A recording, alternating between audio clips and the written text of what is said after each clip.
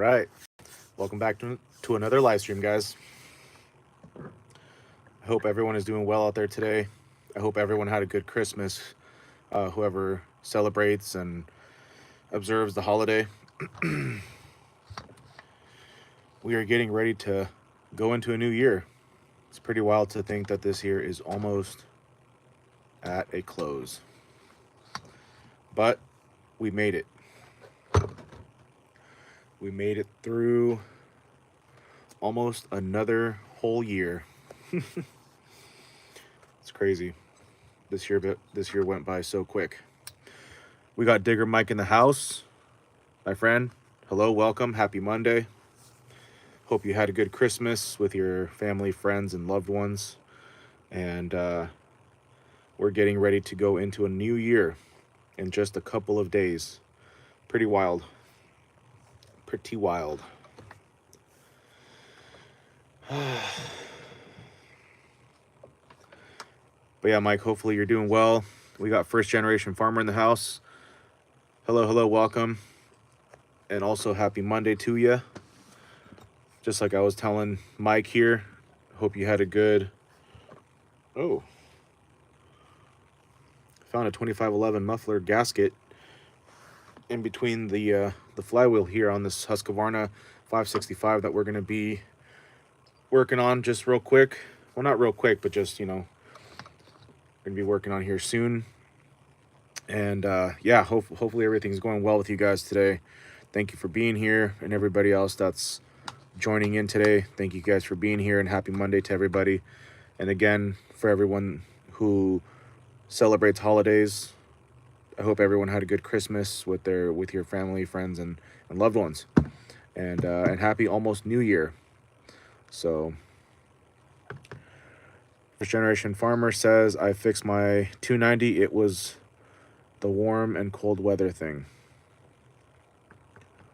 The little sliding tab, not sure what you, pretty sure that's what you mean. But thank you. Happy Monday. We'll be getting going here shortly. We don't have anything too crazy going on today. Well, I mean, there's a lot of things to do. It's, we're kind of in crunch mode. Parts are ordered, waiting for parts. Customers are getting back to us after the holidays because things were, everyone's out for the holidays celebrating. So we've begun crunch mode where we just gotta not necessarily pick up the pace, but yeah, kind of pick up the pace, and everyone's ready to move on with their builds and repairs, and so we're ready though. We are ready. We had a good weekend. Well, I don't know why I keep saying we. I had a good weekend. Like I said, I went out to Napa for a few days from Friday until yesterday night or evening. Got back. Very good Christmas and all that good stuff.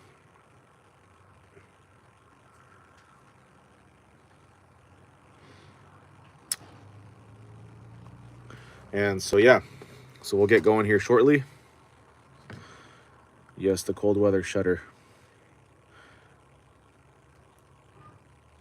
That's interesting. I didn't realize that really played a role in the running. Honestly, I don't ever... I'll be honest with you, I don't ever mess with that shutter. I don't. Maybe it does make a difference. I don't know. But in this case, apparently it does. So we all learned something here, I think. So now I'll make sure to keep that in mind for the next one. But that's good that it wasn't anything to do with the carburetor. Saved you a few bucks. Anyhow, so what we got going on today is going to be pulling the cylinder off of this Husqvarna 565. It is a professional, but it's not an XP. I'm not really sure how Husqvarna, I don't know. XP is professional, but then they also have non-XP models that are professional. So from my understanding, Husqvarna with the model numbers with 5s and 3s are professional models. Anything else is just homeowner level. So this saw has been here for a while, but customer was busy and This customer in particular, they kind of just take a while to get the ball rolling on things. So anyways, especially during the holidays, you know, things happen and people get busy. So today they hit me up and they were like, hey bro, so what's going on? What's the update on Husqvarna that I dropped off? And I said, no update. There's nothing, no update. I said, I've just been waiting for you to get back to me to go through what it's going to take to get this Husky back up and going. So we do have a scored piston and cylinder. And so, and so it basically turned into one of those, you know, I hit you up and I was just waiting for you to get back to me. And then he sent me a screenshot and he's like, or he sent me a message and he said, well, did you text me on my cell phone? I said, yeah. I said, and I also sent you a message on Instagram to give me a call to go over, you know, prices and whatnot and basically options. And then he sent me a screenshot from his phone and a text. But thankfully I save everything and, you know, I keep all of my documentation in order. So that way in these kind of situations, you know, I can basically just cross-reference things. And so I sent him a screenshot and I said, you know, I was like, well, I didn't say anything. I just sent him the screenshot that I did send him the message saying, hey, you know, this is what it's going to take essentially, and to give me a call. So, and that was back in November. On when I texted him, it was the 13th.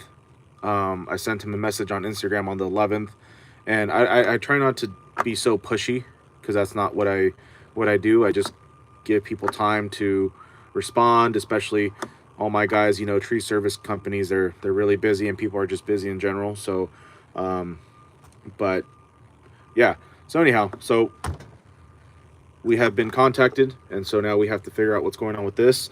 I was just going to order a new top end from eBay because that's where I get all my parts. I don't even bother going to shops anymore, dealers, unless it's something that I can't find on my own, because they just take too long. Sometimes the dealers are actually more expensive, but usually it pans out about the same. But at least I know that all my parts are going to get here whenever they say they're going to get here, if not a little bit sooner. So anyways, so I had already started kind of tearing it down a little bit. Still have to remove, well, I don't even have to remove the clutch right now. So it's all basically ready to go. I think I'm going to pop off the flywheel, but muffler's off and everything else. Top cover's off, rewind starter's off. And let me see here. And this is my first time ever doing a 565. So all we have to really do is remove carburetor assembly here so we can pull the boot and everything. And really, actually, yeah, rather just take it all off and get everything out of the way. And then remove our 4 mounting screws, which I'm trying to figure out where those are, because I see the 2 here and obviously there's 2 right here, but I don't see them on the side here, usually like a steel. But oh, they're inside. Oh, okay, I see. Okay. And really, you know what, I don't even think I'm going to remove the flywheel. There's really no need to, and that's just less parts that are going to be laying around. Well, not laying around, but anyhow. So brand new spark plug, BPMR 7A. And like I said, I do know that it does have a scored piston and cylinder. But what I was going to say, though, about the whole eBay thing is right now there is no 265 cylinders available. I don't even think I was able to find an aftermarket option. One of the power equipment shops here in the next town over, Frog Power Equipment, I've already talked to them about a replacement top end, so piston and cylinder, and they wanted, I think, upwards of like $350. And their go-to always is, well, we have a 585, they always try to just sell you a new saw. It's a common trend with this shop. It's not just me talking junk about them, because I know the people over there. Eric, he's a good dude, the owner, and I am buddies with them. But it's just anytime it comes down to piston and cylinder replacement, they always try to get customers to just buy a new saw. So, which we all know that there's usually a solution to a scored piston and cylinder. So, and so that's what happened to me. I called them and I said, hey, I need a top end for a 565. And I was like, how much? And I forgot how much they said, but it was closer to $350. And of course, instead of like giving me pricing, or for, they're just like, hey, well, they gave me pricing, but then they just jumped right into, well, we have a 585 here. And I was like, well, how much is it? And I think it was like upwards of $1,100 or $1,200, depending on, of course, what bar size we went for. And I was like, well, it's not for me, it's for a customer of mine. And I feel like shops get kind of weird when you tell them it's not for me, it's for my customer, because they're like, it's competitive. It's weird. I don't know why it's like that. So anyhow, so we're gonna go ahead and remove this just to see how bad it's scored, to see if it's worth doing the my little restoration process or cleaning it up, which we've already been doing some pretty bad cylinder sleeves, so I think this one can't be any worse, or it might be, but we'll see. Definitely not going to bother trying to clean up the piston, but either way, same thing. I think the only option that I was able to find for a piston replacement is an aftermarket option, which you guys already know how I feel about aftermarket. There is decent, good aftermarket options, but I always, for my customers, I always recommend, and I always steer towards OEM, but it all depends on what the customer wants at the end of the day anyways. So let's go ahead and just get this removed. I'm going to work on getting this carburetor removed just for a little bit easier access and time getting everything out. And what else? As far as cylinder sleeve cleanups, the only thing that I have left that I want to tackle, like we were talking about, is Leon's 261 cylinder, which is pretty gougy. There's quite a few gouges, but again, we've been doing some pretty nasty sleeves like Big Bertha, and then the 461. Well, actually, the 461 wasn't bad. And then what else did we do? Ephraim's was pretty bad, not as bad as Big Bertha. And then we have Rodolfo's 044C top end, which this one, it does have a couple little gouges above the exhaust port, but also I'm going to clean it because it's pretty dirty, the sleeve, but it almost kind of looks like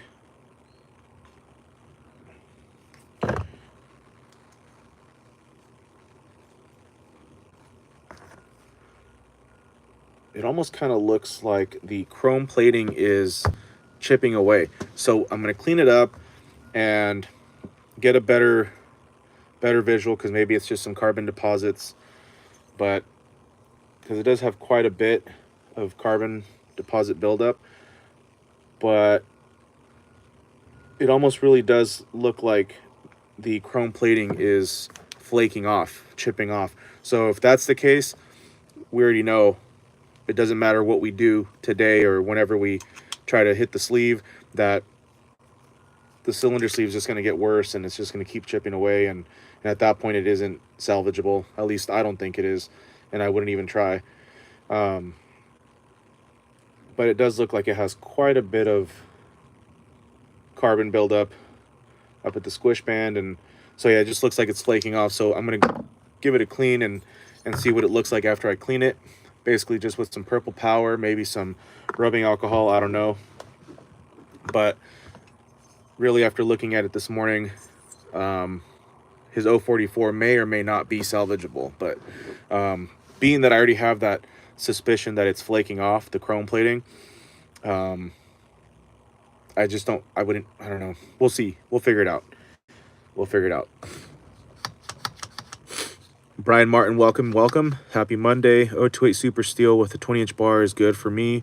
I'm getting old, bro. I liked. Thank you, Brian. Appreciate you. I think we were talking about it last time. The 028s are great saws. From my understanding, everyone liked the 028s, whether it was the very first version, the Wood Boss, AV. They were just really good saws, and it's kind of believed that the 028s were the inspiration to the 026s, even though the 028s were never considered a professional saw. I have an 028 Wood Boss, AV Wood Boss, one of the last variations of the 028 that were made. I would like to add a Super to my collection just for a slightly bigger displacement. I'm pretty sure I could just put a Super cylinder on but I want to keep it all original. So anyhow, but Brian, good to see you. I hope you had a good holiday with your family and friends. So let's go ahead and see what we can do here. Okay, so it's a smaller, and again, I've never done a 565 before, but can't be any different than anything else. I mean, just slightly different different setup, obviously a little different layout.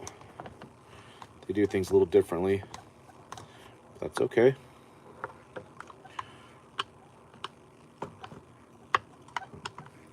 But basically for today, we're just gonna check out this 565, see if we can see how bad it is,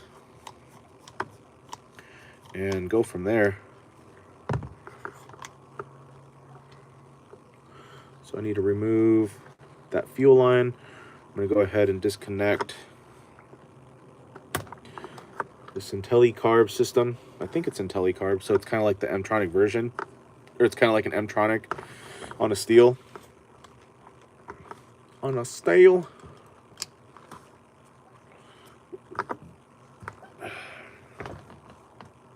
Let's see, so we got the rubber grommet. Okay, so it's kind of like a 271, 261, and 291. It's kind of held in by these little grommets on the side, or little whatevers.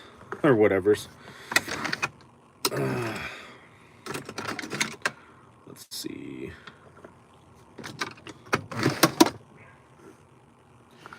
It's kind of chilly today, but it's not as chilly as it was earlier.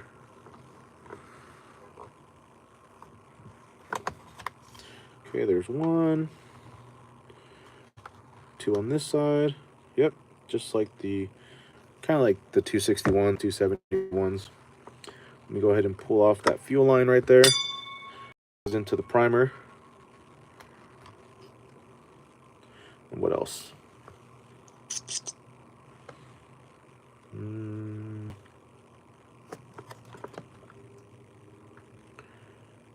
I think I am going to have to remove. So let me just give you guys a closer look of what this carburetor setup looks like. It does look like a lot going on, but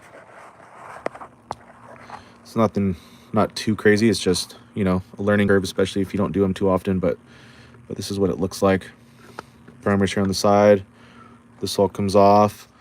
I already disconnected this end right here. So now I'm going to go ahead and remove this. Oh, wow. That's a little different. And then it should be able to just come right off. And then we have the actual carb, primer bulb, primer line, and then the little grommets that I was telling you that holds it all kind of in place. One on this side and on this side, kind of similar to that of the 261s and 271s, like I keep saying. And linkage down here.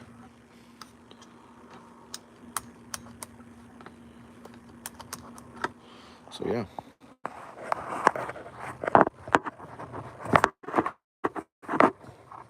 Shouldn't take too long.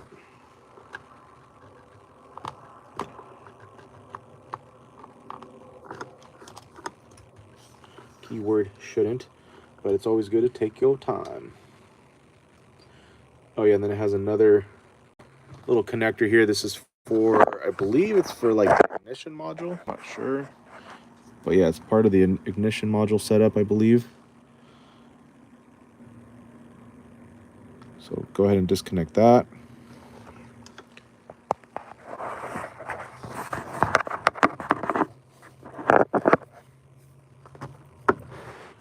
So let's see what we can do here.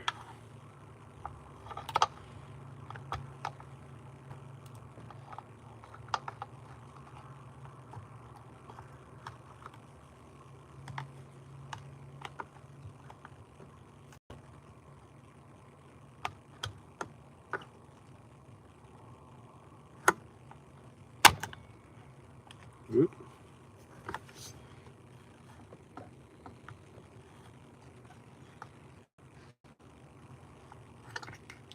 Yeah, it is for the ignition module. It's kind of similar to that of a 572.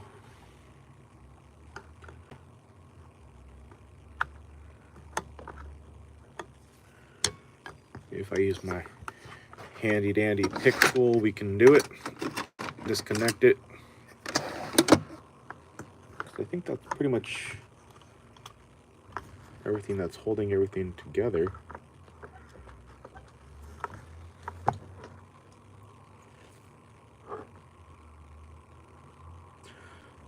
Yeah, the Husqvarnas always seem so busy, you know, like they have so much going on, but anyhow.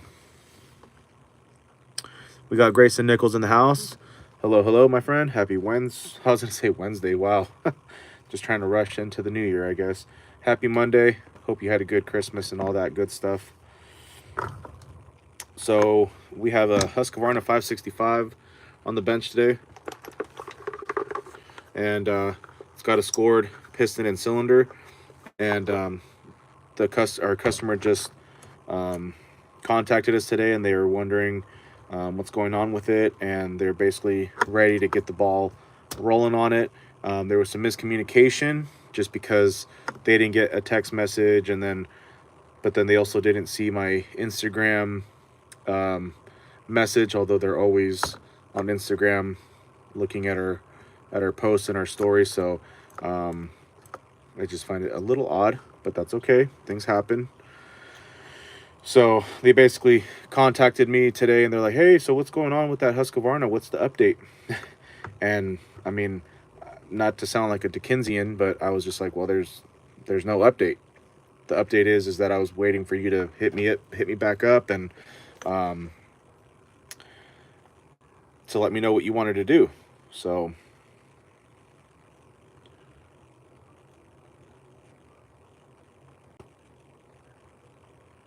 let me just get this text out real quick.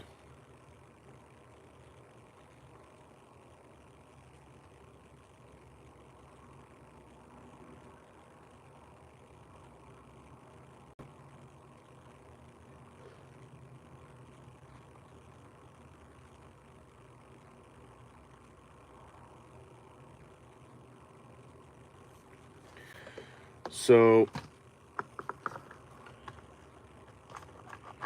okay, so this looks like we're going here. We're going here on this. Let me see.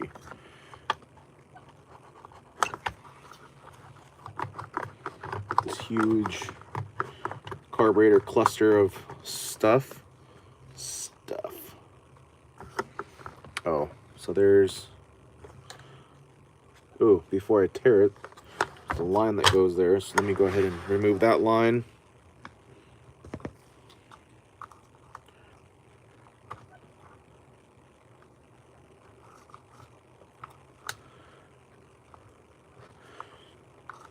Not really a fan of Husqvarna. I mean, I would love to own a 592 one day, but man, I don't know. It's just because I don't work on it much. That's why I'm like, Husqvarna. But it's all a learning process.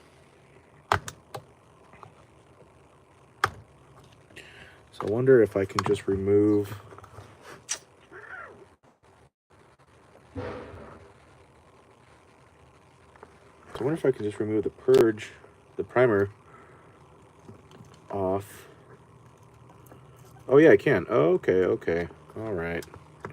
But then that doesn't really... Does that actually help?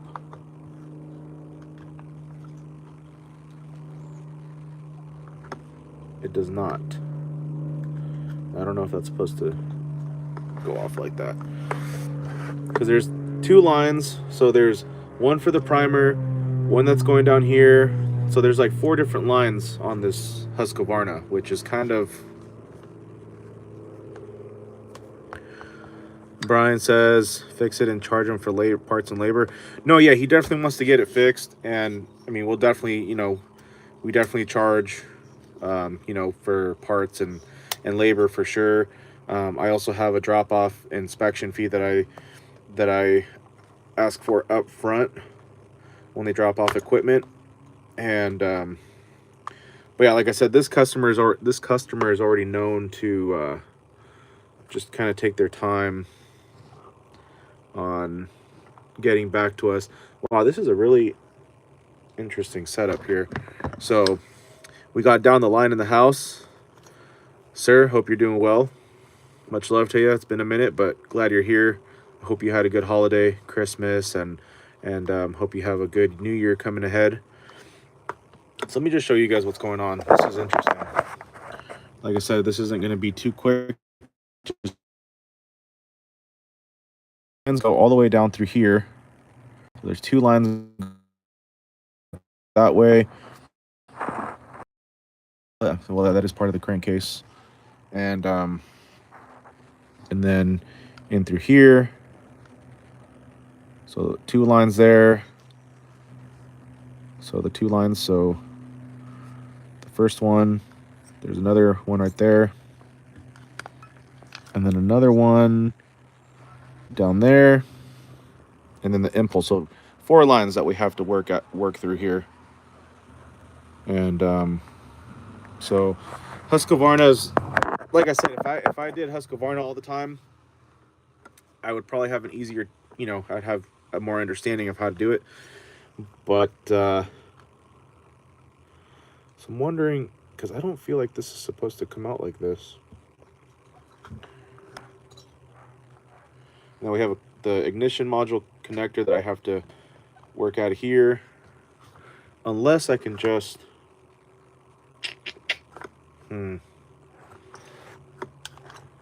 Let me see. Let me see.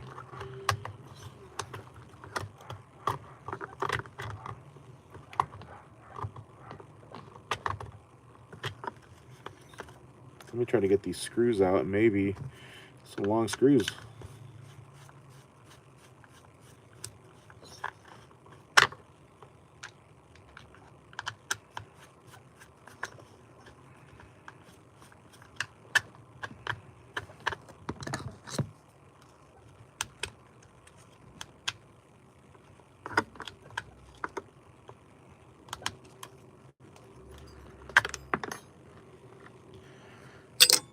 Pain in the arse.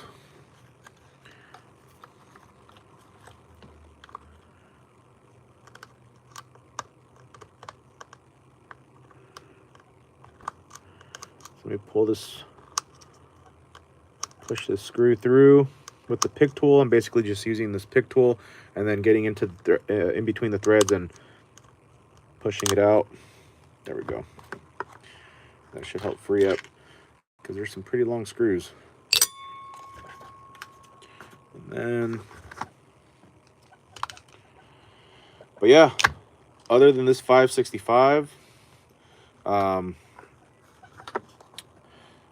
ordered some parts today for our customer Rodolfo's saws. So he brought us a 261, an 036, and then 3 201s.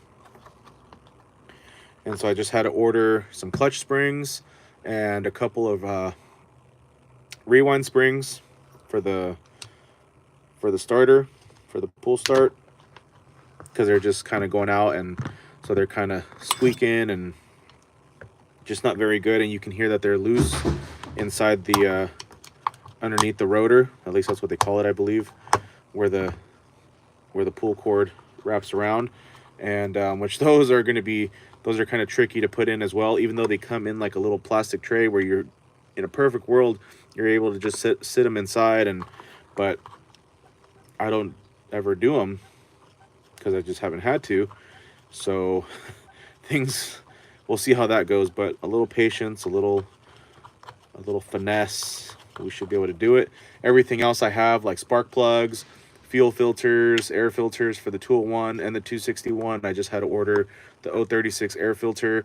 I already have the diaphragm and the solenoid valve. And so, yeah, so we're good on that. Oh, oh, man, we don't even have to worry about the lines. And let me get you guys a different view here. We're not interested in me here. We're interested in this.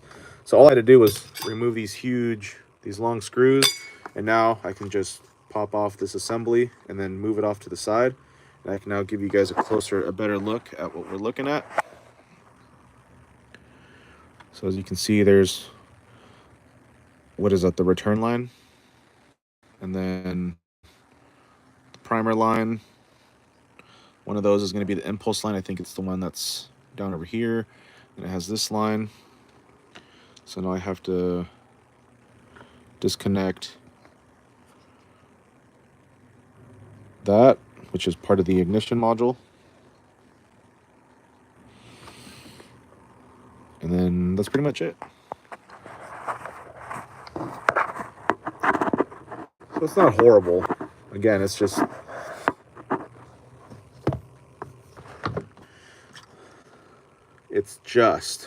what's the excuse, bro? It's just we don't do Husky that much. I would like to, but we just don't. Okay, I do need to remove that line.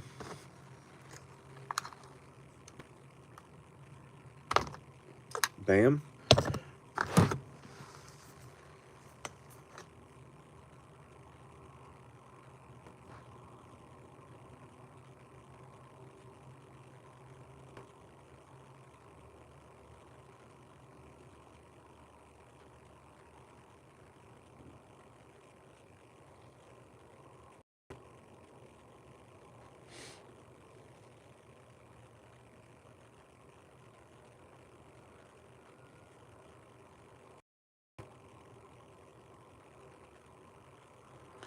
I'm getting a little sidetracked here on the texting. It's kind of important, though. It's kind of important. And by kind of, it is. And I'll let you in on a little personal life here. So, my lady friend is having quite a Monday. She's having a Monday today. And so we just wanted to do something nice. And I sent her some flowers because she's having a rough Monday at work today. Something about spilling coffee all over the place. And then they spilled the creamer all over the place. And people called out sick. So, you know, that just adds more work to everybody. And so on top of it being busy today. And so it's kind of the least I can do right now to cheer her up a little bit. So we sent some flowers. And so the text was, "Hey, I just got your flowers." And so I said, "What? Dude sending you flowers again?" So it's always good to do something nice for, whether it's family, especially friends, of course, you know, your loved ones. You know, always got to do our best to make sure they're good and feeling appreciated. And I don't know, but that's what's going on today. We sent some flowers.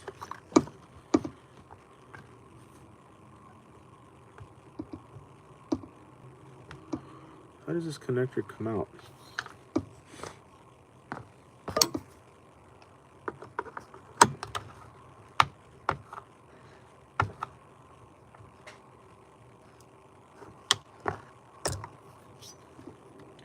I feel like the last time I had to mess with one of these connectors, it kind of gave me the same little hassle. It's interesting how it...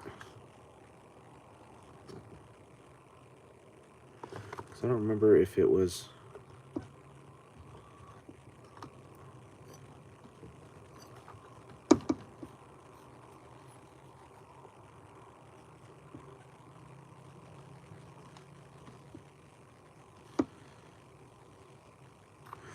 I think this can come out a little bit.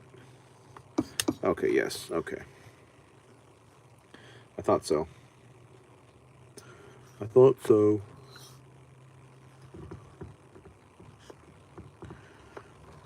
There we go. Okay. So if you guys are ever working on a 5 Series Husky, that's what I call them. So to make it a little easier, this part of the connector does sit in this little thing right here, and you can pull it out so that way you can have better access to removing the connector.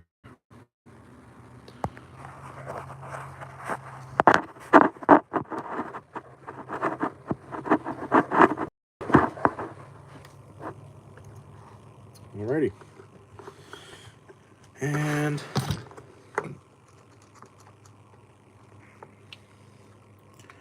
there is a linkage.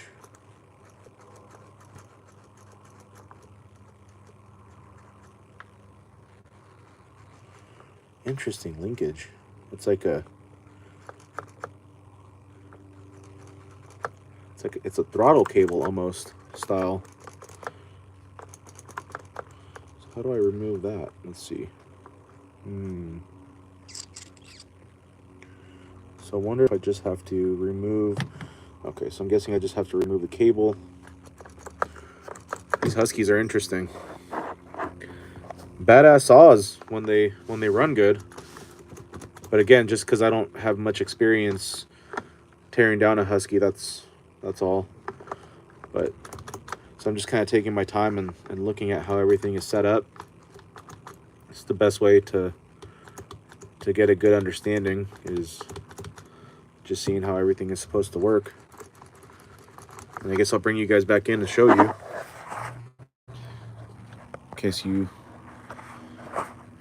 haven't done a Husky before. But see, it's like a, well, I guess that is a throttle. I mean, it is a throttle cable style. And then the linkage, I guess that's kind of cool. You don't have to fuss with linkages, because I think we got to just remove the little end there of the cable, and then I think the carburetor will slide out. You don't have to mess with that linkage down there, but I don't know. That's just my thoughts. But yeah, it looks like that's how it is. So yeah, we're almost there. We're almost there. Positive mindset, guys. Positive mindset, positive attitude. All right, enough of that. Some pliers. Let's get these pliers going.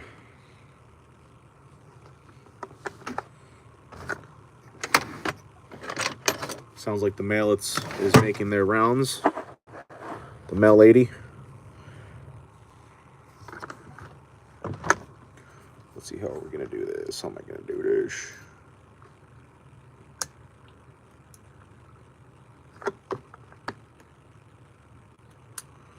Just like so.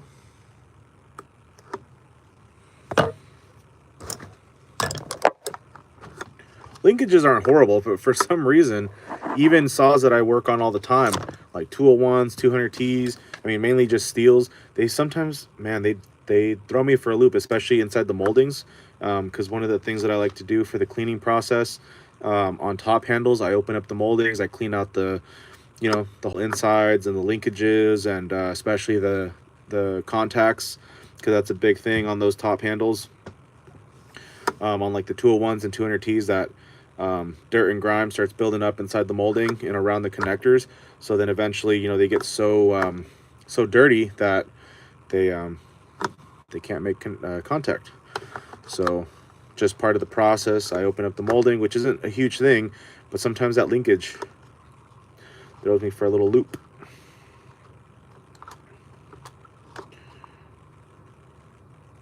These carburetors are pretty cool though. So there we are. 565 Carburetor.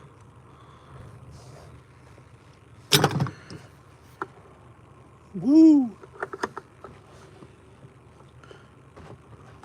Nothing like the smell of some old gas. Check it out, check it out. Definitely remove this.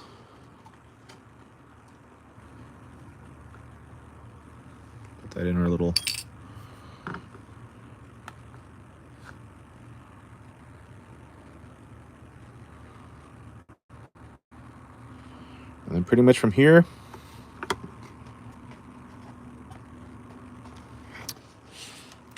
here, just go ahead and remove our 4 mounting screws. Like I said, I'm not going to remove the flywheel, not necessary. And I'm also not going to remove the clutch. And I think the only thing that I am going to have to undo is, or unscrew, is this mounting, this AV here, and we'll be good to go. There's the throttle cable. All right, let's just settle down.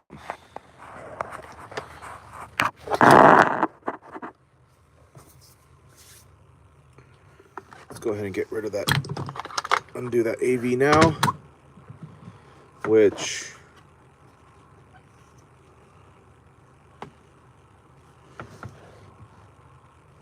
okay. So I guess it's just one screw that goes all the way into the cylinder.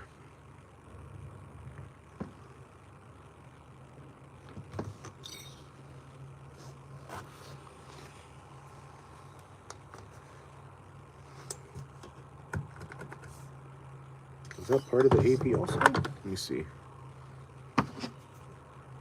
Nope. Okay, so yeah, just that. Okay. I think it's not too horrible. Not too horrible. Not too horrible. I believe T25 or T27. I mean, yes.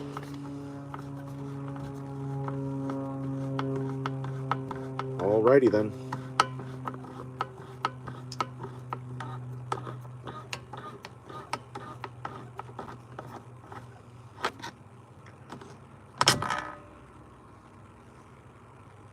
There we are.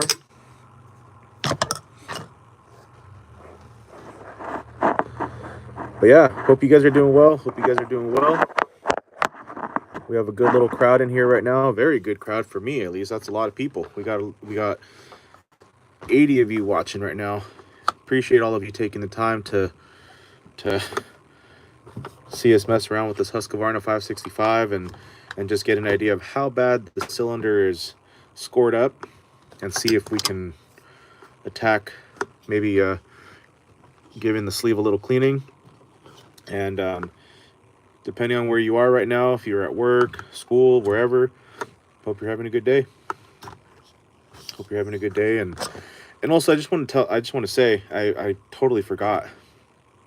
I haven't thought about it, but I want to thank every single one of you that are watching right now, especially taking time out of your day right now.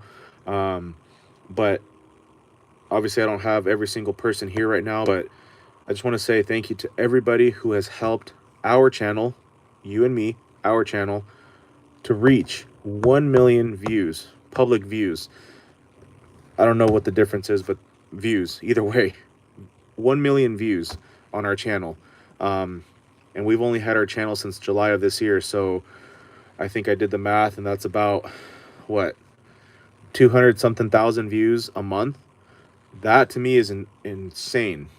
And just, I know probably in this YouTube world that's low numbers, that's small numbers, but to me, that's huge. So just thank you to everybody who continues to support our channel, even if you're subscribed or not.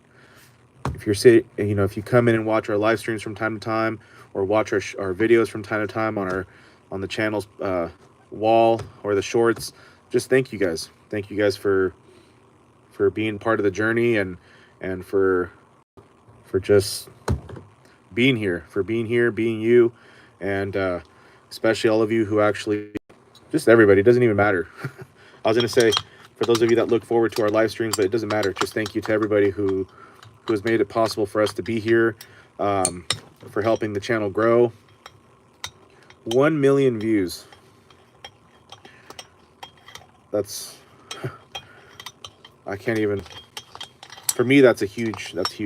Any view is any number of views, and not to mention subscribers. We're at 2,000 something subscribers, which I was pumped up when I started seeing a couple subscribers. I had no idea.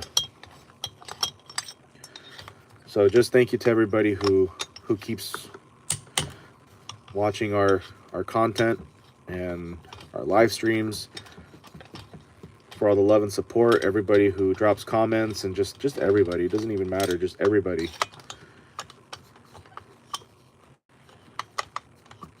And especially to our customers. Big thank you to our customers for continuing to bring us saws, supporting, you know, supporting the vision of messing around with saws all day, and just doing what we love and have a passion for. So yeah, so I just want to say thank you. That's all I can say is thank you, and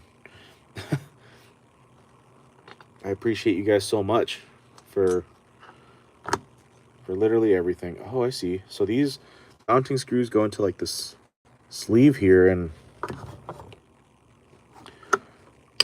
interesting. And it's been such a crazy journey, but in a good way.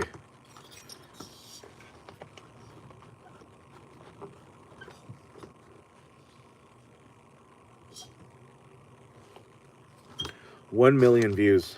That's nuts.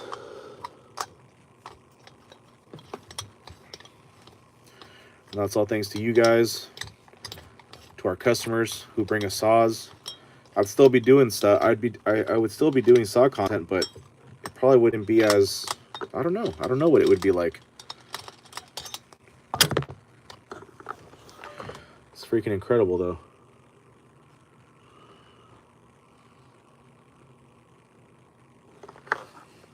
So I believe that's all that we need to do here. Let me see what's going on.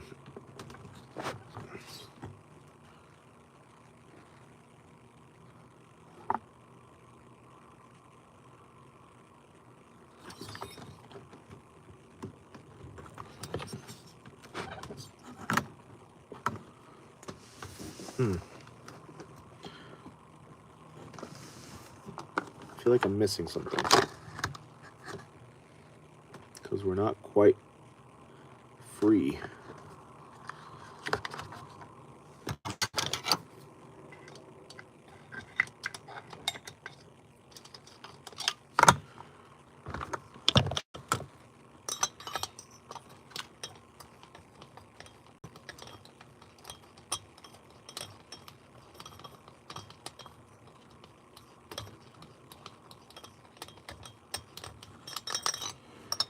Okay, we're all good there.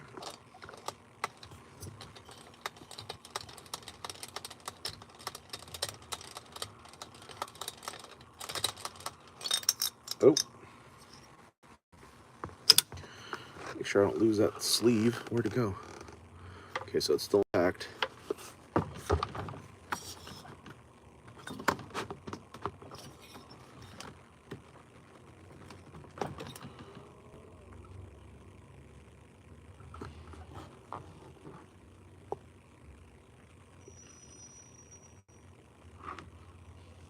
Maybe I do have to remove?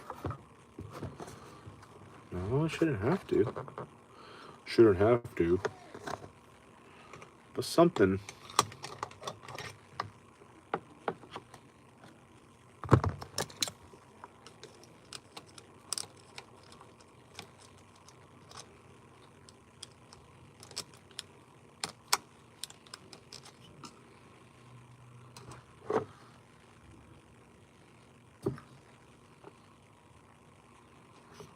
Okay, so we have 1, 2, 3, 4. So everything is, but something is still not allowing us to be completely free.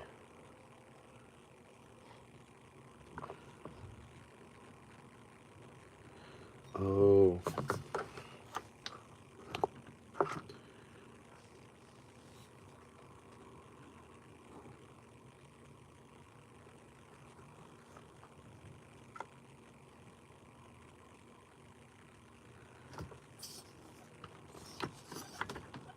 Oh, there we go.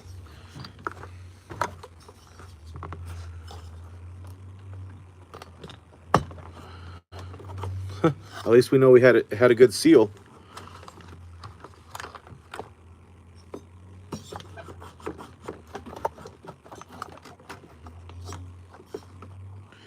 felt like we were ready to pull, but again, you never know.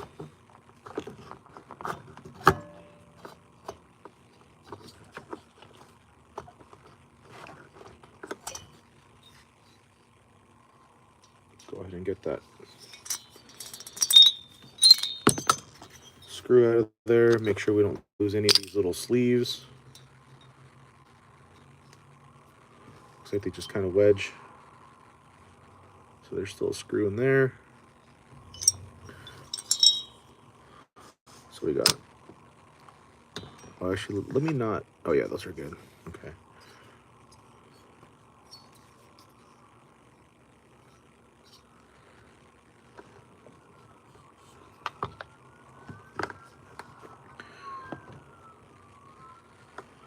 Let me just make sure.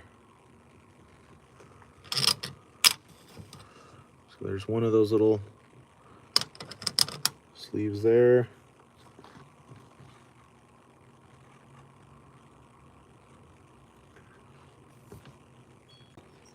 Could have swore there was a couple more. Oh yeah, one's in the, so these, it looks like the sleeves go in the front. So something to take note of is that, from what I'm seeing, is that these little sleeves, they go on the exhaust side, so in the front. So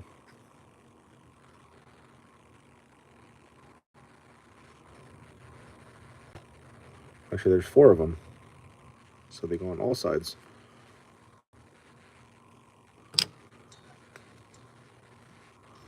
So there's one there, there's one here. Okay, so it takes one on each side from what I'm seeing here. So 1, 2, and then 2. Okay, that makes sense. So just make sure to not lose these little sleeves.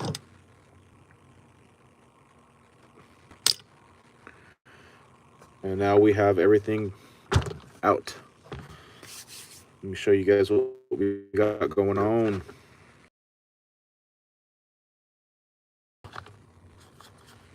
And actually, I'm going to hook. I know this happened on accident, but I'm going to make sure. Ooh. I'm going to hook the boot, the baffle, whatever. I don't know what we're going to call this, but the intake or the air filter base, I'm going to just hook it onto the cover clip here, just so that way it's not dangling and I don't rip any of that hose. Casey Jones says small engine repair is fun. Also said, I fix many lawnmowers by cleaning the hole in the banjo bolt and the carb cup. Yeah, no, small engine repair is fun. It can be frustrating, obviously, as you probably know, as anybody probably knows. It's just because it's not always smooth sailing, but it is fun. It still provides me a very good challenge, even though I've done certain saws many times. I mean, it's always kind of different, but it is fun, especially when you don't do certain brands. You know, like I don't really do too much Husqvarna.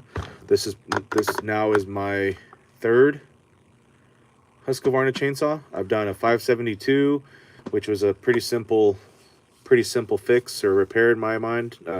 We just replaced the ignition module, and then we have a 288 that we have a 288 XP.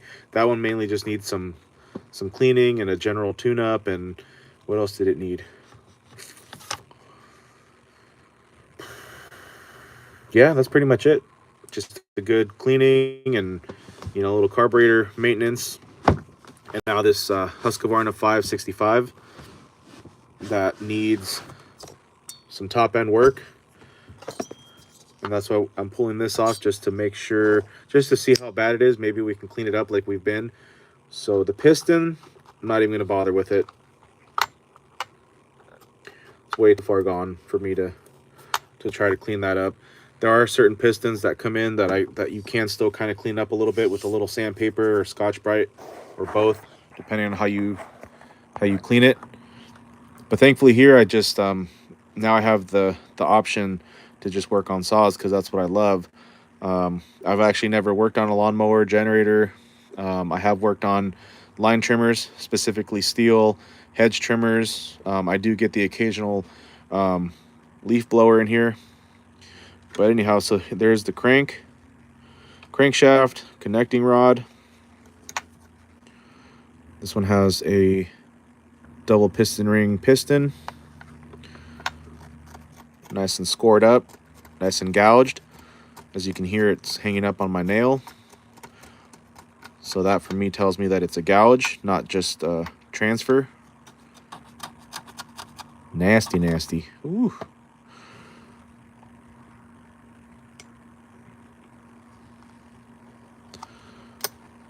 And let's test that bearing just to make sure it's all good to go. So one way is just push it on the side to one side, grab a pick tool, just spin it and see how it is, how it moves. It feels good. As you can see, all the roller bearings are in there. So that's good. Whenever you get a new piston, it should usually come with new rings, needle bearing, and then your little piston clips. Total Tech says, dude, no offense, but it's better to run a China top end than to try to clean them up after they get smoked like that. I don't know. I don't know. In my mind, it is worth it. Especially when it comes to customers, I don't recommend running aftermarket unless that's what they want. Pistons though, like this, I definitely don't bother cleaning up. I will just get a new replacement, OEM. It'll usually come with new rings, needle bearing, and then at least one clip, and then a lot of them come with the wrist pin. I believe that's what it's called. So in my mind, it is worth it. But I know we all have different opinions or different point of views. But at least me, I've had good success cleaning them up. As long as the plating isn't flaking or chipping off, then it isn't worth it at all, because there's nothing that you can do at that point to fix plating that's flaking off or chipping.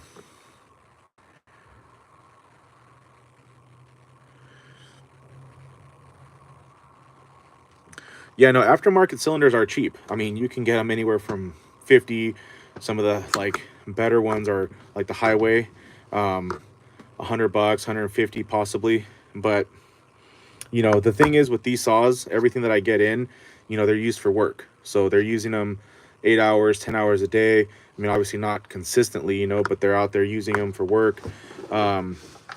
If it was a homeowner that was maybe light use, then I feel like aftermarket would be a little bit better, but I still always just choose, I always push for aftermarket, OEM, genuine, unless a customer says, I want cheap. I just want the price to be cheap. And as long as they understand the risk of running aftermarket, then we'll do it. But for my customers, I don't ever even try to humor the fact of running aftermarket unless, again, unless they want, that's what they want. Because, I mean, I can recommend things all day, but it all depends on what the customer wants. But thankfully, all my customers kind of just take my recommendation. And for my personal saws, you know, I do eat my own words. I will run an aftermarket piston or cylinder. I'm getting ready to buy a Meteor piston for Big Bertha, my personal 661. I just finished up cleaning its cylinder sleeve. Came out looking really good. But again, we'll see how it performs. Just because it looks good doesn't mean it's going to run good. I've had good success, but that doesn't always mean that it's going to, you know, work out. But in that case, just for testing, I'm going to do that. I'm going to run a Meteor piston, and then if it runs good, once I'm ready to, then I'll buy an OEM piston for it, just because me personally, in my personal saws, I do like to try to run the best, whatever. So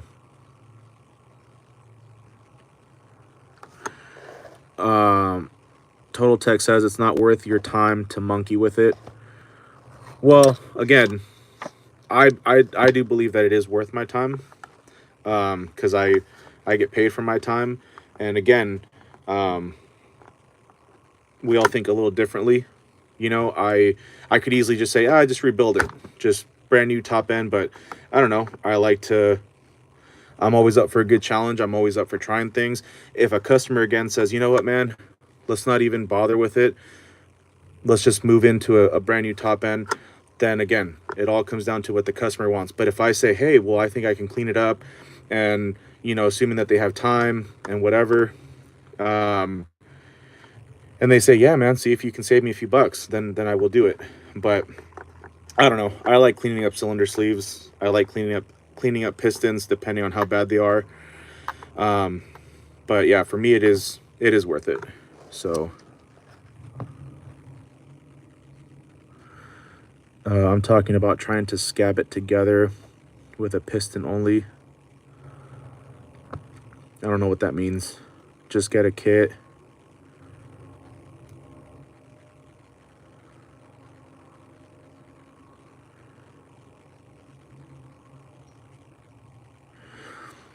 And again, Total Tech. So Total Tech says the dealers are putting top ends on without even cleaning the saw. And no, I believe me, I know, because I used to work at an actual dealer, and they don't even bother cleaning the saws, and they don't bother, and they won't even humor the fact of trying to clean up the cylinder sleeve. But again, that's kind of the unique thing about my shop, my little shed here, is that I don't know. I like to give myself a challenge. I like to give my customers all options possible. And again, if they say, yeah, try to mess with it, I have time and let's see what we can do, then I'll do it. But if they say, you know what, man, let's just save time, don't even bother with it. And the great thing about me is no matter what the saw is here for, I always give it a complete clean, to the fact that to the point where they literally look like brand new saws, which I know some of you guys already see the videos, and you guys know how I gets down with the cleaning. And I can guarantee nobody in my area, no shop in my area, cleans a saw like I clean them. And that sounds cocky, but it's the truth. So I actually kind of got laughed at when I started cleaning saws at the power equipment shop that I used to work at. They were like, why are you even cleaning it? Because when a customer says, well, what can I do to protect my equipment, whether it's a saw, line trimmer, or how I can get more longevity out of it, cleaning is where it begins. And then, of course, and then it moves into good fuel, a good oil, you know, proper fuel and oil mixture. But yeah. So, and I feel like I have a pretty good method of cleaning cylinder sleeves. So really, I mean, it doesn't take too much time. It only takes time because, you know, I try to be thorough, I guess, and I like to do it perfect. I don't know.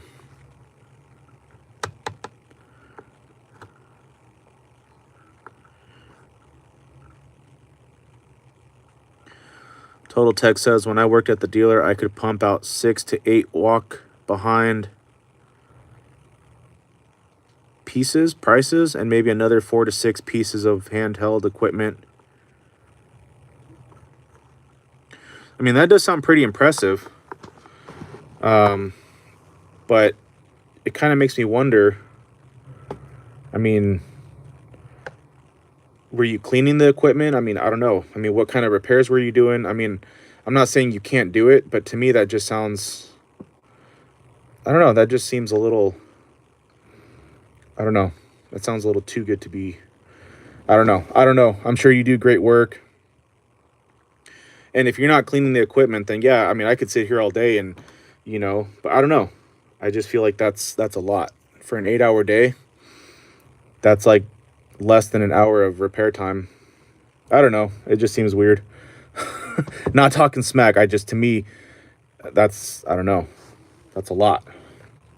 But yeah, if you're not cleaning equipment, if you're just slapping on parts and not really doing much, then yeah, you could probably do it. But that's like my cousin tried to tell me how, you know, because he's a steel certified, and he's like, yeah, he's like, I do 100 chains an hour sharpening. I'm like, bullshit.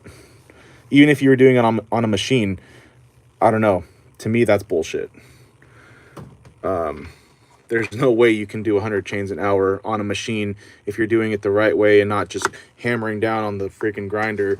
I mean, I can do 6 to 7 chains hand file, and that's like actually taking my time, and I don't know. We all work different though, you know.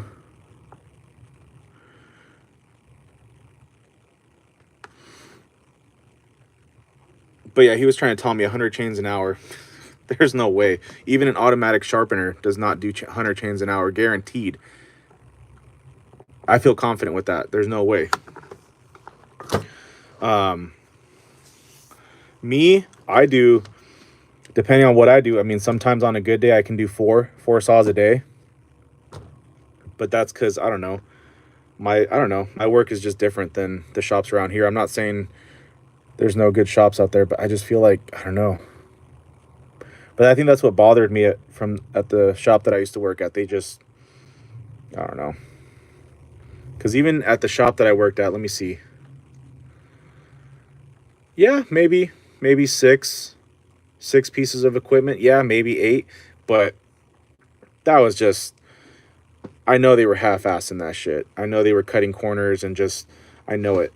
I wasn't even a service tech. I was just sales, but I ended up just finding my way to fix people's equipment because customers would come in pissed off, you know, wondering what's going on. It's been 2 months, and I don't know.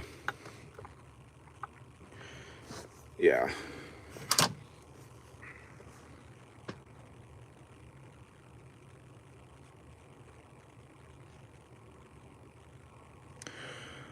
Total Tech says there's good shops out there, but if you aren't a big tree service or whatever, you just get quick service.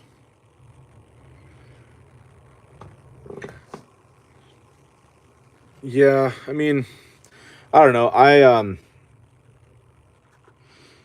Yeah, maybe people have, different shops, they have different levels of service. Maybe for a homeowner, they just do them kind of like sloppy and half-ass, and then for the tree services they do good work or better work. But in my opinion, all customers should be treated the same because they're still paying money. And whether, I don't know, that's just my opinion though.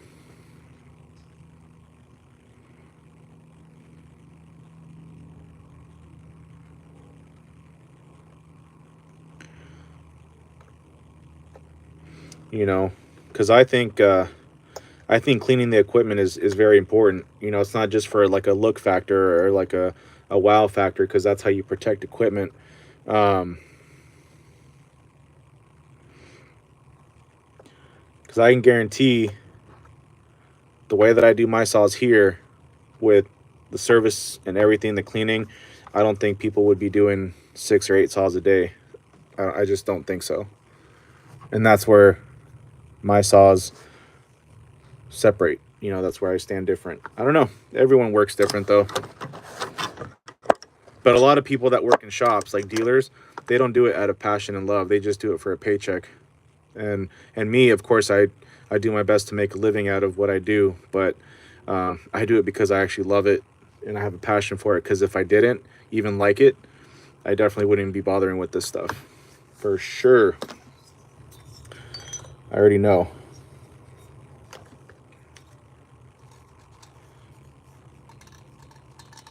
Oh yeah. This one's pretty gougy. With a parts washer, you can clean a saw like new in 5 minutes. Yeah, I see people dunking saws into like ultrasonic cleaners and parts washers, but I don't know. That's still too easy. That's too easy. The only thing that I do ever use parts washers on, when I did at the shop, was to clean chains, because I clean all chains before I even sharpen them. And even if I had a parts washer, I would still clean the actual saw the way that I cleaned it, with literally just a pick tool, a little wire brush, a small flathead screwdriver like this, air compressor, and then give it a nice wipe down with the crocodile wipe. Because the thing is though, And that's another thing. I don't pay extra for the cleaning. That's just part of the service. So I just stay I just do my best to stay proactive on the cleaning. So I start cleaning it. Like the first thing I start doing when I go to inspect a saw is I clean it. And then as I'm like working on it, doing my thing, I clean it through the inspection. And then that way, by the time it's done, it's done. Usually the saw is already nice and clean and it's just waiting for parts. And that way, when the parts come in, I just have to drop them in and then the saw is done. It's all about having a system. So, and that's why I couldn't work at another dealer, because I don't know. Their work style is a lot different than mine. And I could have a dealer right now say, hey, come work for us and I'll pay you $100 an hour. I wouldn't go. I wouldn't go. Believe me. I know some might be sitting there bullshit, saying bullshit. I can guarantee you I will not go work for another power equipment shop. If I'm not working for myself doing small engines, I will not go and step foot at another shop. Unless I'm my own dealer. And that's the only way. They could pay me $100, $200 an hour to go. I will not go.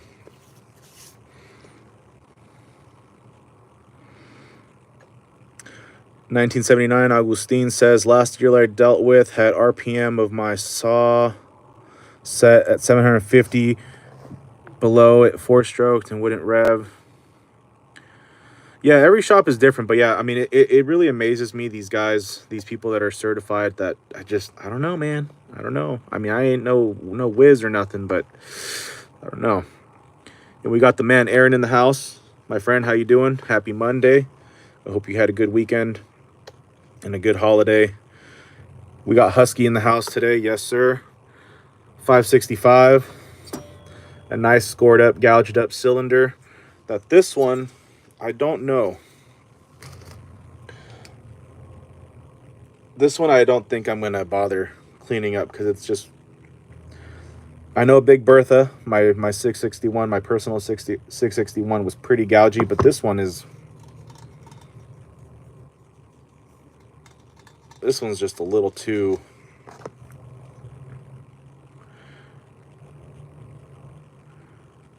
But I'll still mess around with it.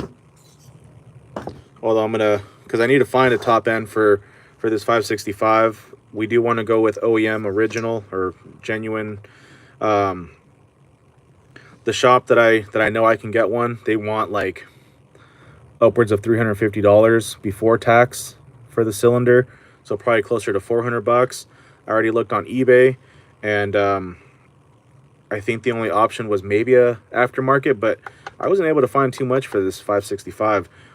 I think I was able to find an aftermarket piston, but the thing about that power equipment shop is that they just take a long time to get parts. They always tell you a week, but from what customers have told me, it takes them sometimes upwards of a month to get stuff. And Husqvarna, at least at the shop that I used to work at, it would take months to get parts. Steel is always has always been the fastest in my experience. Same thing with Echo, they're quick. But steel, man, sometimes we would have parts the next day or second day, depending on where it's coming from and assuming that it was in stock. But yeah, this one, I think I am going to try to go for a kit.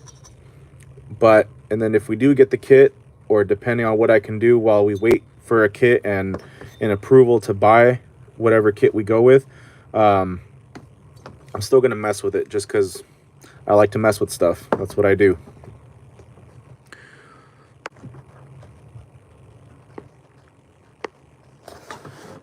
The man Aaron says been working busy. Guys, if you guys don't know or haven't heard of Aaron Lynch, I know what he's gonna say. He's just a dude. And sure, fair. The man is just the man. But to me, he is the man. Badass saw builder.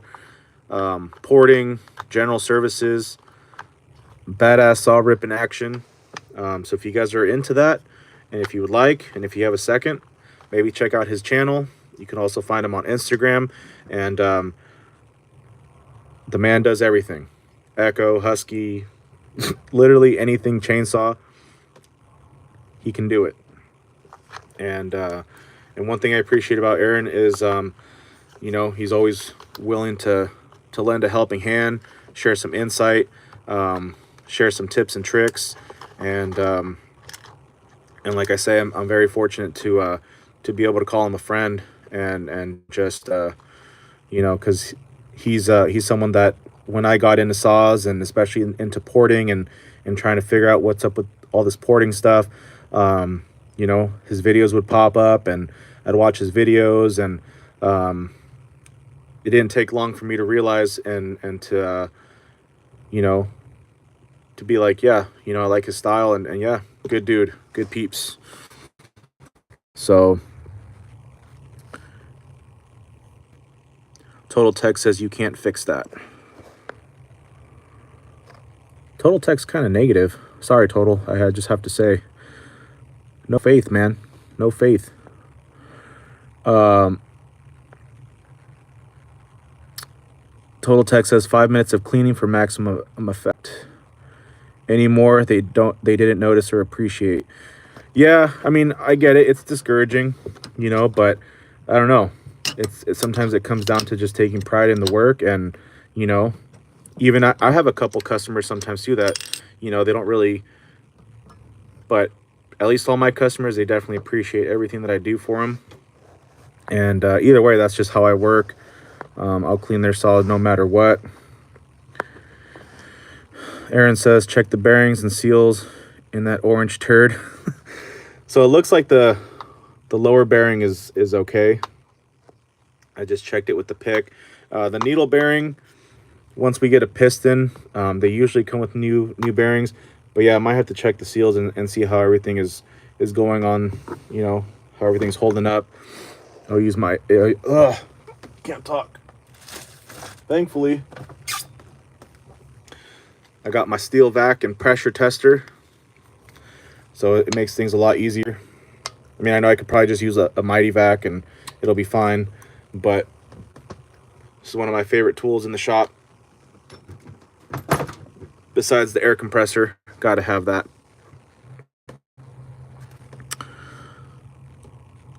Total Tech says polishing up a cylinder is worse than any of the problems you have with the dealer.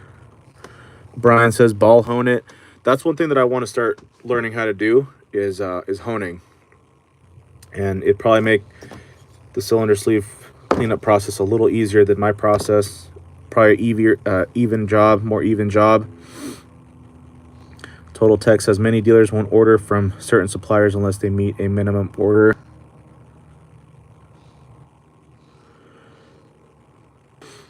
Yeah, Husky was just horrible for us. I don't know. Mario says, I think you need new chipper fluid. I think so too.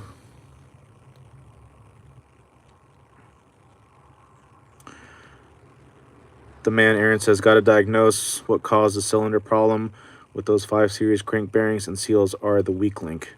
Yeah, we'll definitely go ahead and test. I'll definitely go ahead and test the seals and make sure the bearings are all good to go. But for now, yeah, this one is pretty nasty, but, and I am gonna definitely need a new base gasket. Either way, I will test and troubleshoot or just test the vacuum or the seals and the bearings, make sure everything is good to go. And then at this point, I'm gonna just contact the customer and say, hey, I think for this one, a new top end kit is going to do, but, and I know he will approve it because I've already done one of his 661s. And while we wait for that top end to get here, unless I can find one on eBay, but there's really nothing on there right now, I'm still going to have a go at this and see, and just see, I don't know. I just like tinkering around with stuff and see what I can do. But this one's pretty bad. Or maybe this one will be a good tester for honing and see what see if I can get it down. I have quite a few cylinders. I still have a 261 and 044 that I need to clean up. And then I have a couple homeowner saws that are mine that are just abandoned. Well, not abandoned, but they don't want them anymore. So I think some honing practice on those would be pretty good. Yeah, I have a 311 and a 391 that I can probably bring back to life. Throw in a Meteor piston or just some sort of aftermarket, but Aaron said that the Meteor pistons are pretty good.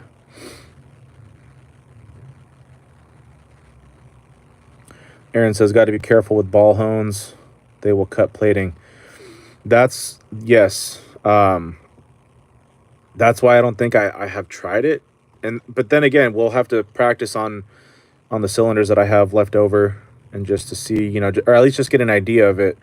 But that's why I like my method. You know, just hitting it with the rotary and a sanding bit. I know things can still go wrong, and just because I haven't had anything go wrong yet does not mean that nothing can go wrong, because eventually something will probably happen.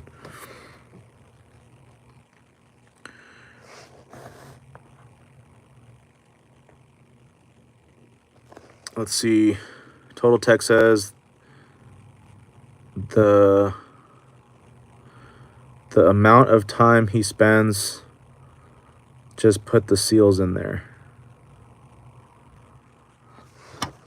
What?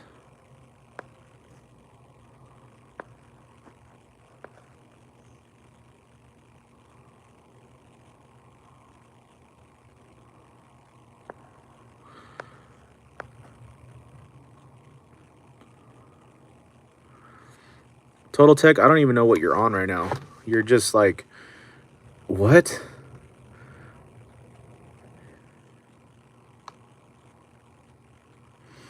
If you want to be serious with removing aluminum transfer, you need acid.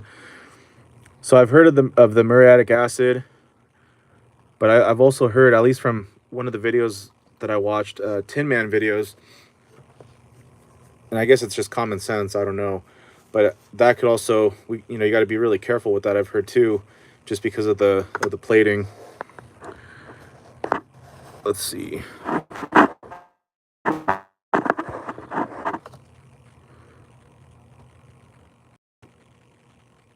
Okay.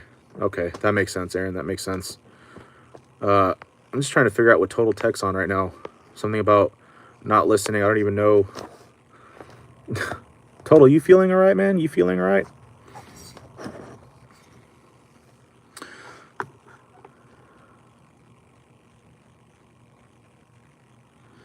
So Total Tech is just on one right now, I guess.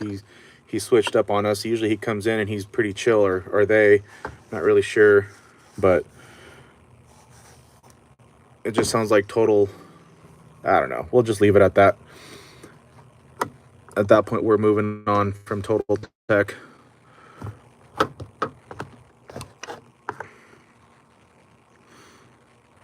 I think Total Tech is just kind of upset for some reason. He feels triggered because I do a damn good job with my cylinder sleeve cleanups with just my little finger, and well, it's actually kind of chunky, but I do a damn good job. And I've had some good success.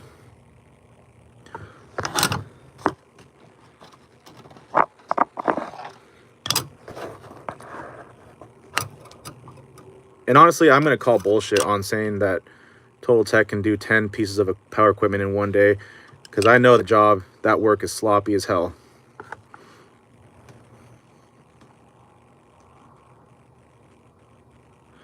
General says, Jesus, dude, there's kids on here.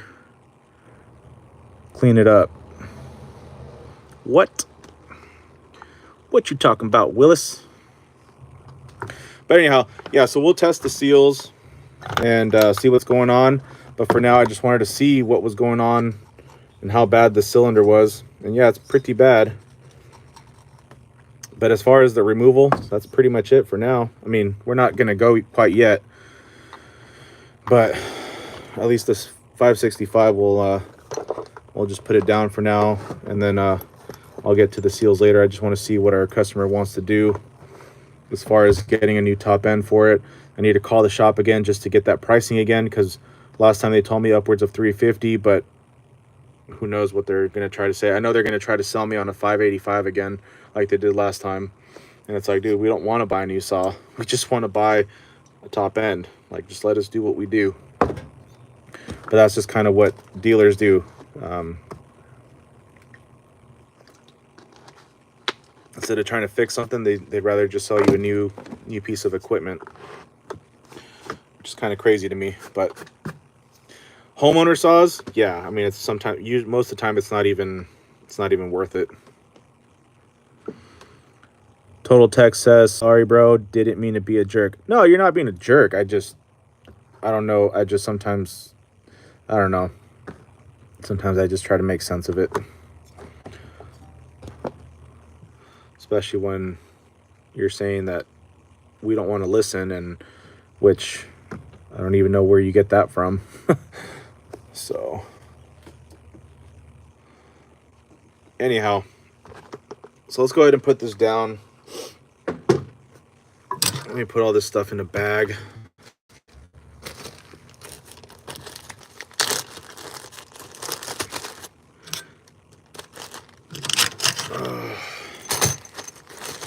It is a Monday, I guess.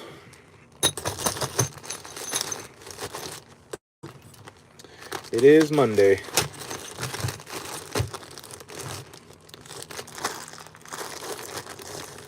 Okay.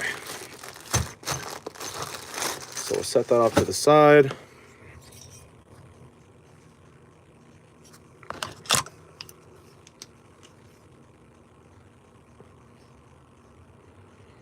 Oh, yeah. Yeah, I'm not even gonna, because for personal R&D, also try to hit this. I'm going to hit it.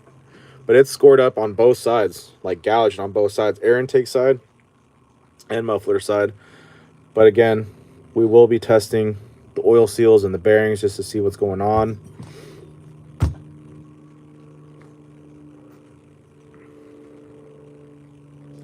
Yeah, this one's really nasty. I think this one might be worse than his 661, which I still have his cylinder head over here.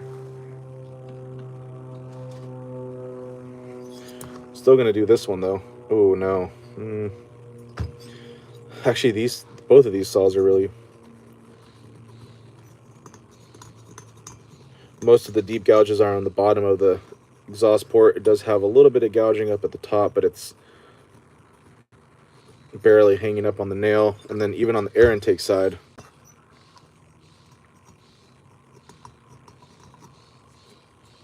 it's mostly transfer. But I think it'll be fine.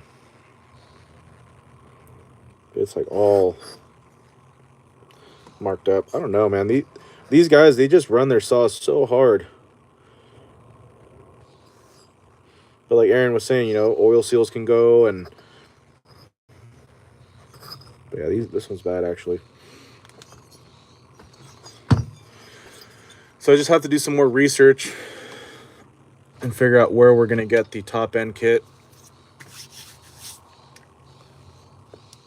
I mean, obviously the only option is through Frog Power Equipment.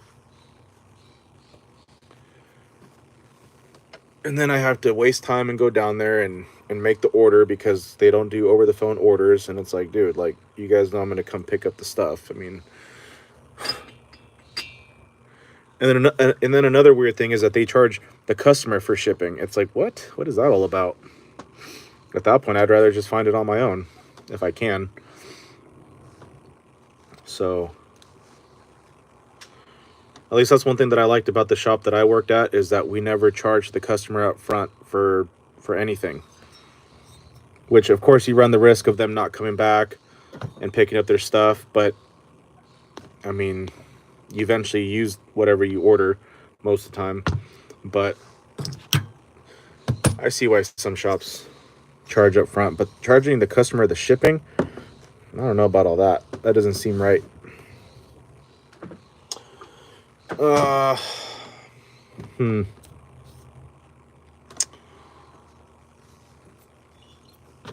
261 is not bad. It's a little nasty, but it's not too bad. This one will clean up just fine.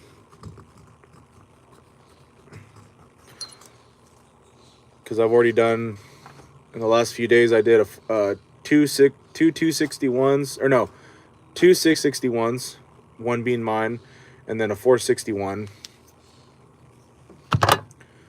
which I'll show you guys what those look like.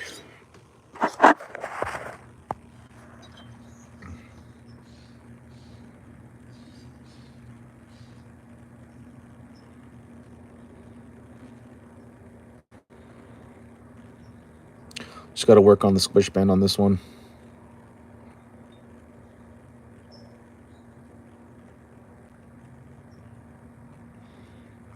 But I think it came out pretty sweet.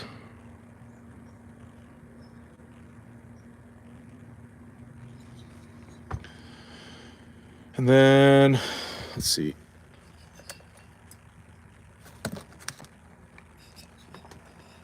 And then we have Ephraim's 661 that I also cleaned up.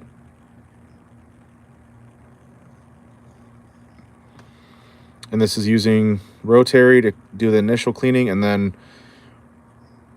finish it off with some sandpaper.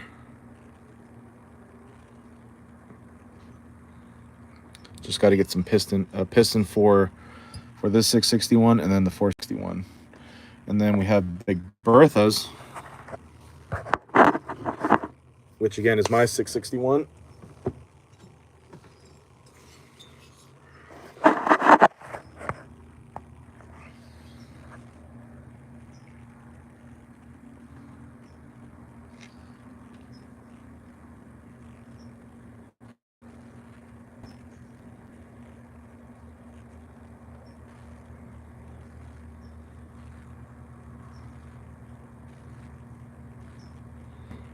Came out pretty sweet. Just got to get a piston for it, which for mine, just for testing purposes, I am going to do a Meteor piston. I know it's aftermarket, but my personal saws, I mean, I'll mess around a little bit.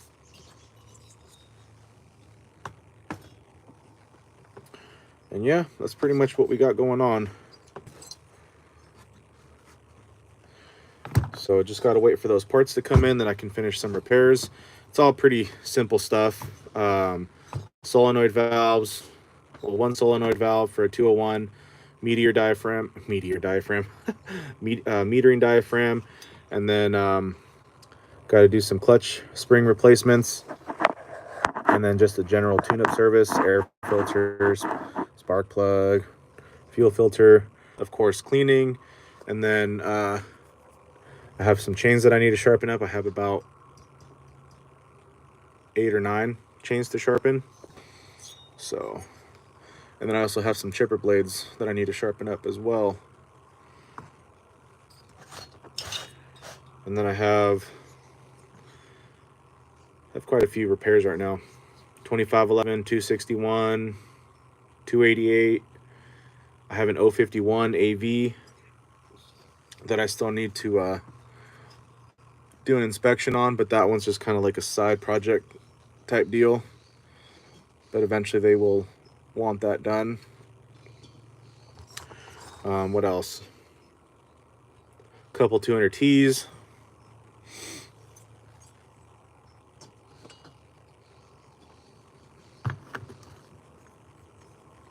So I think right now I have about 20 saws here at the shop.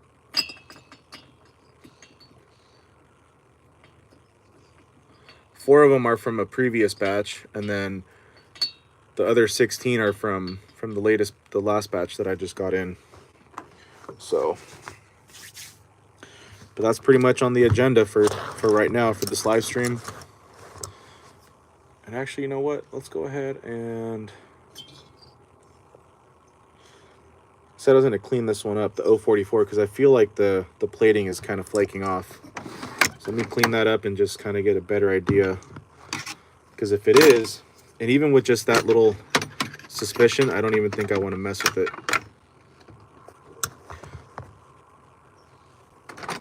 Because I wouldn't even do that for my own little R&D or even personal saws. I would just let it be.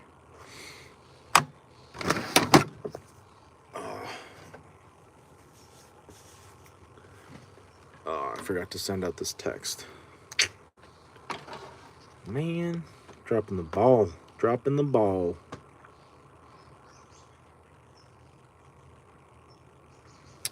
Hold on a second. Let me send this voice text real quick. I'm going to put it on mute.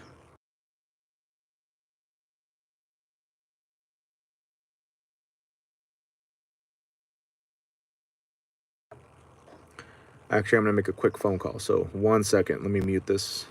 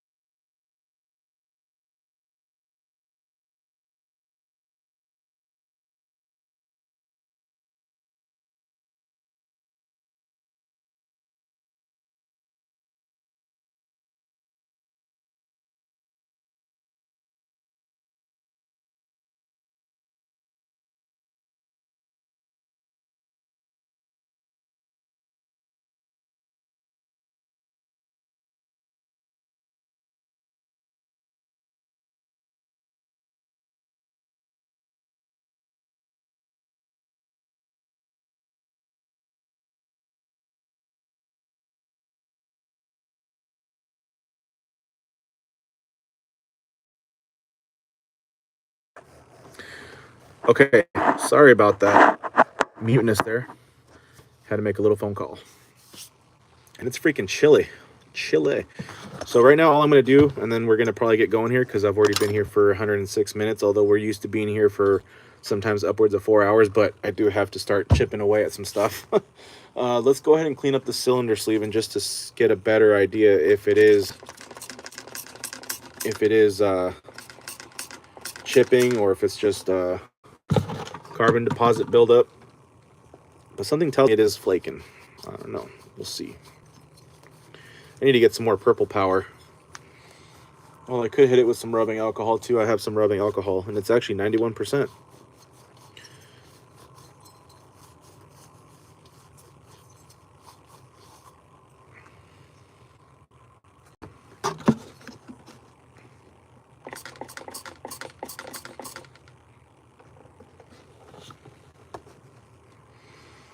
Man, it got cold. Sheesh. Need to get a little space heater or something.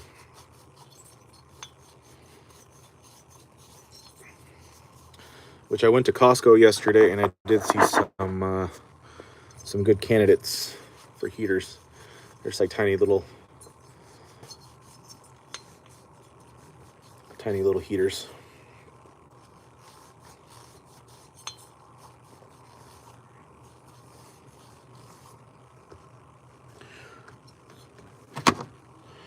You know, I will say it did kind of feel like a Monday today. I feel like the universe was being testing. Same goes for my lady friend, my lady gal. She was having a day at work for sure. But that just happens, you know. I told her, just like I tell myself, it's just the universe. That's all it is. It's just little tests, little life tests. You know, that's all it is. Plus, we can't take life too serious.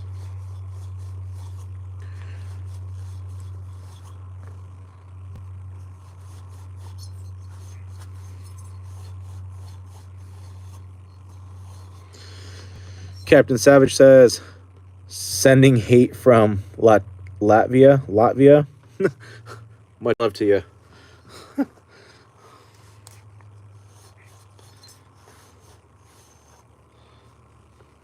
I hope it's not actually hate. That'd be kind of not good.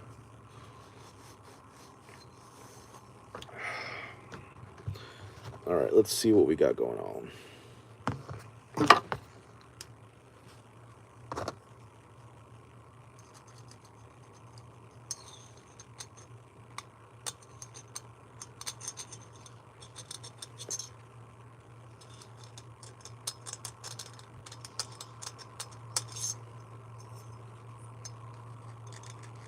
I think that's just some buildup, because nothing's actually flaking off.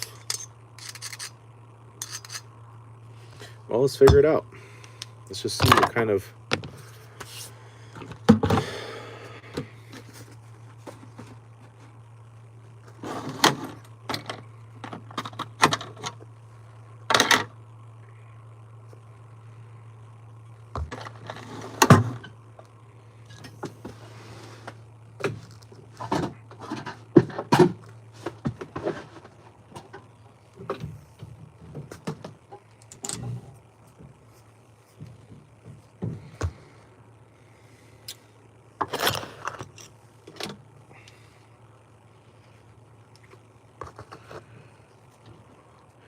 But I do know that holidays are a weird time for a lot of folks, so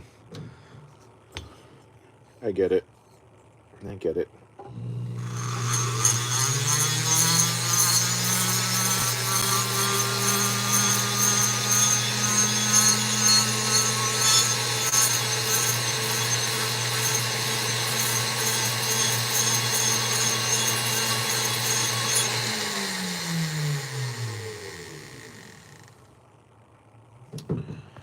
Yeah.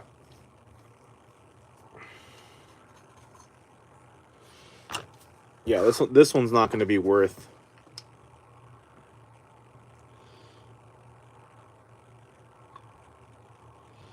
Nah. Even though I just said this one's not going to be worth trying to clean up the sleeve, I just, it's really bad.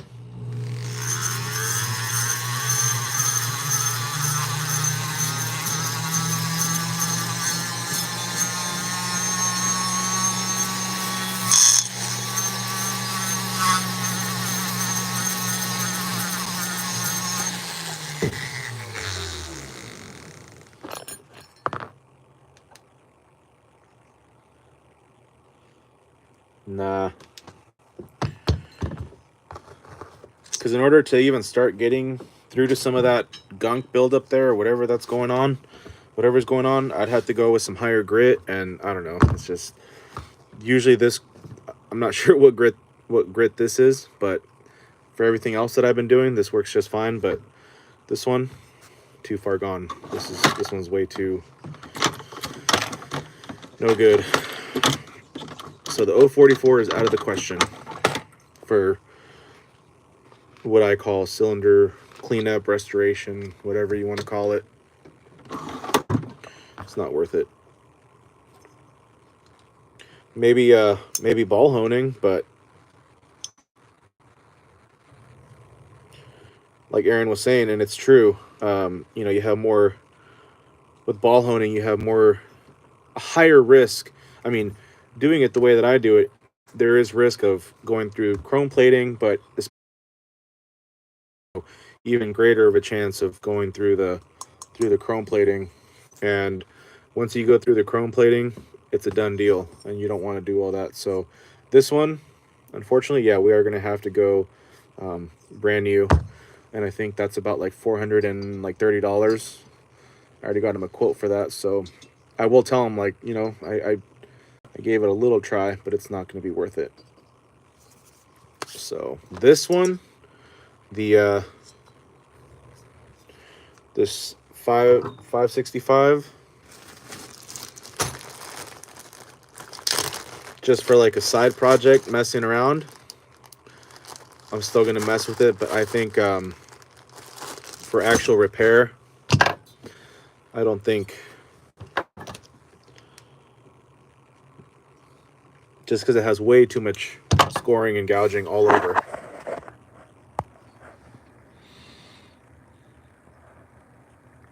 Way too much. Intake side, definitely a lot on the exhaust side, so just way too much. But like I said, for a personal side project, just to kill some time and little R&D, maybe this would be a good candidate to ball hone, but definitely not to actually repair for our customer, unfortunately. So yeah, that's what we got. In other news, I don't know. I just have a lot to do. Just got to wait for parts to get here, like I keep saying, and so I can start doing repairs. I have a lot of saws to clean right now. I have 7 saws left to clean. 2 of those. Well, let's see. I have 2 201s and 2 461s, plus the 201 that I already did. So I have 4 more saws that are just completely filthy. Most saws that come in now that are dirty, I consider those normal dirtiness, but a few of those that I got in this last batch, they're just really, really dirty, like nasty. So I think tomorrow we're gonna start chipping away at some saw cleanups, because I am gonna go out of town again for the new year, spend some time with the lady friend for New Year's Eve and New Year's, and then I'll be back Wednesday, late afternoon, early evening, and then we'll be back in the shop on Thursday, and then yeah, we'll just do some saw cleanups, which is not, for live streams, it's not super fun or entertaining. For me, it is. So we'll see. I might do a little live stream on Thursday, just to Although I've shown my cleaning process before. If anybody's curious on what that is, you can watch the previous live streams and watch the cleaning process that I do. And then once we start getting those parts, then we'll show some general repairs, clutch spring replacements. We'll see how it goes with those rewind spring installments. That's going to be tricky. You know, they're kind, I'm not even going to say easy, because I don't ever have to do them, thankfully. But two of the tool ones that I have here for Rodolfo, they definitely need new rewind springs, because they're all loose and just worn out. They're squeaking, and they're just they're wore out. So it definitely needs it. And what else? I need to talk to a man about some 2511 porting, my personal one, and see what that's going to run. And yeah, need to post some parts on my eBay store, because I haven't put anything up on my eBay store in a while, and I have a lot of stuff here, or a good amount of stuff. I'm not going to say a lot, but it is a lot, you know. Some West Coast stuff, and I just haven't had much time to post anything on my eBay store, because it does take a little bit of time. I already took some pictures of some stuff that I'm going to post. The first batch of parts that I'm going to put up on my eBay store. So I took some photos yesterday with the part numbers and all that good stuff, and so just got to post them and see if we get any bites. And but yeah, I think that's it for now, guys. So everybody that was here, I really appreciate your time and being here and hanging out for a little bit. And yeah, I hope everyone has a good New Year's. We'll be back tomorrow at some point, probably in the early morning, maybe around like 10 o'clock. I know that's kind of later morning, but just do a little saw cleaning before I head out for New Year's Eve and New Year's. And I have some chains to do, so maybe we can do some chain sharpening in the next couple days. But yeah, for now, that's pretty much it. So much love to everybody. Happy Monday. Hope you guys have a good night, and we'll see you on the next one. See you.